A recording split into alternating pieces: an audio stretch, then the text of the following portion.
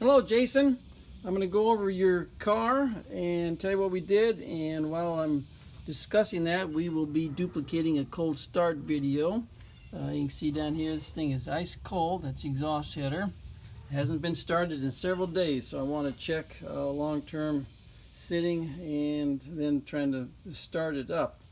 Let's see, got your new starter down there.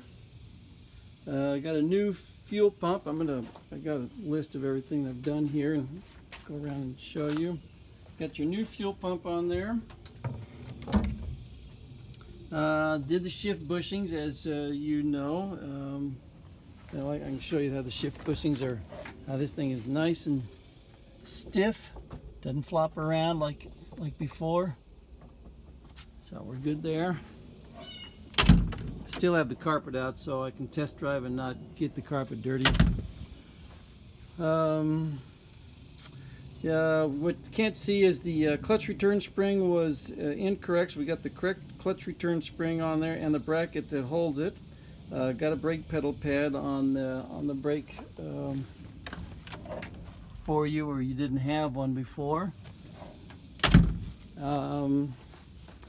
Oil change, got new 4 new Bosch spark plugs, new Optima battery. The other one was about 7 years old and was not, we couldn't trust it.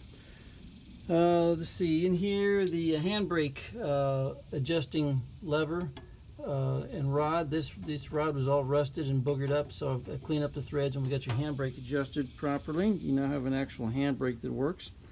Valves were adjusted. They were seriously out of adjustment. We went to adjust the timing and found that the distributor was hanging up internally. So the distributor has been rebuilt, and we tested it on our Sun distributor test machine, and it's good to go. So now you got the car timed properly. Let's see, the tires, as I mentioned in the past, were low, especially the fronts. They were down to 20 psi or 22 psi, so the tires have been aired up. Went to adjust the clutch and brake pedals and check the brakes, and found several issues. Let's see, we installed the new.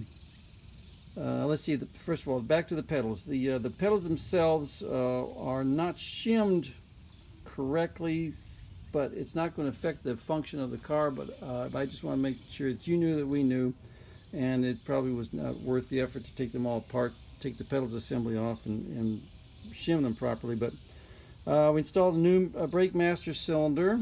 Let's see, well, it's not in order. So what we found was the car was pulling to the left on hard braking, which meant it was the right front was not doing its job. So got in there and got that right front wheel cylinder unstuck, and then checked it.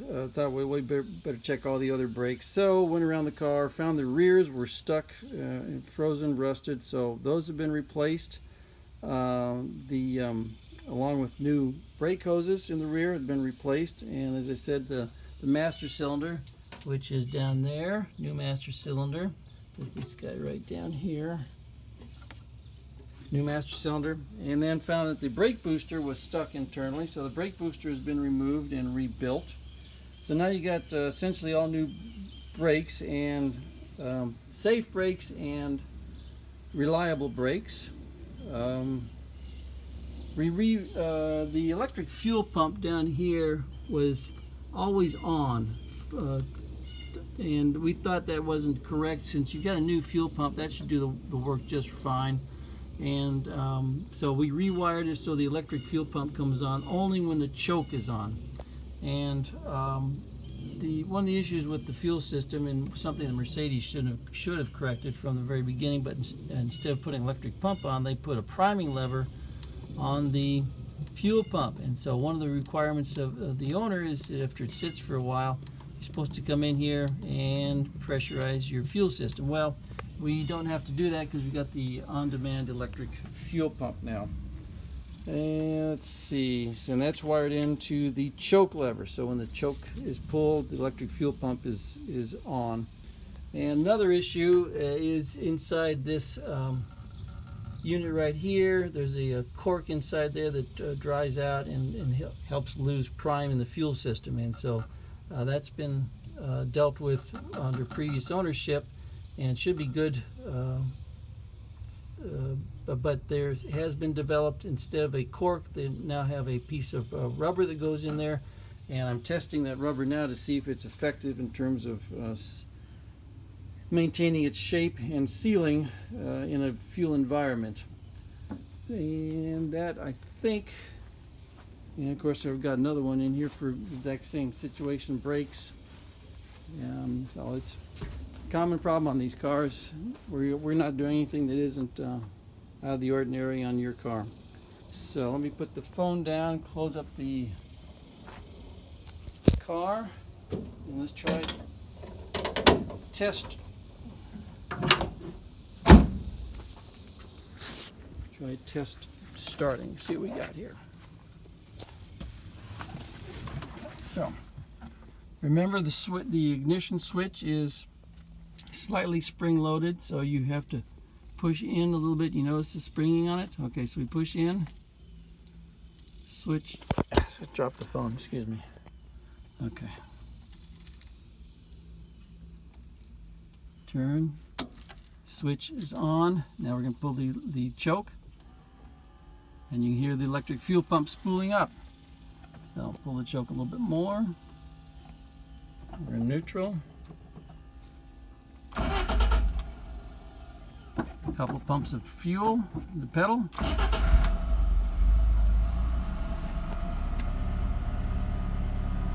That is a nice starting and running car. Okay, so I'm going to roll the windows down so I get some ventilation and test drive.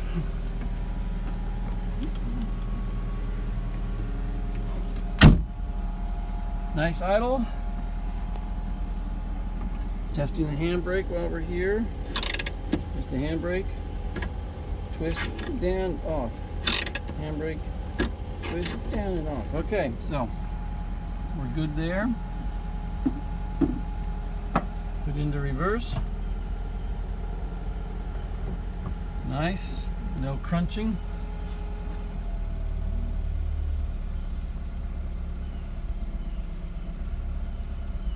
Check our low speed tractability. In case anybody wants to go and drive on a 4th of July parade.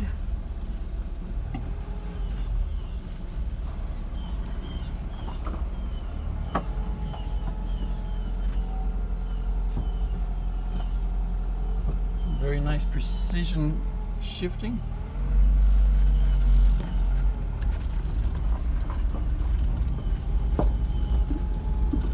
There we go. Now we're going to do a panic stop down here with the hand off the steering wheel, cold brakes. Down the hill, so it puts extra pressure on the brakes.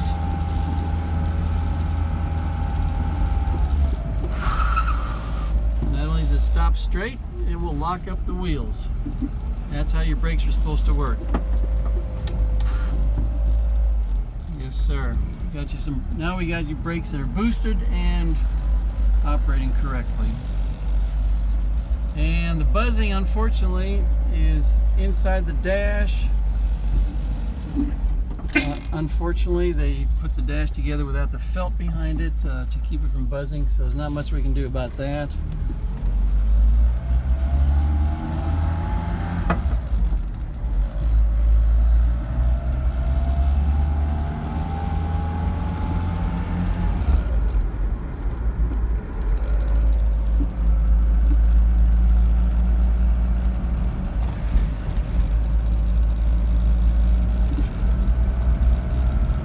Isolate the buzzing right there.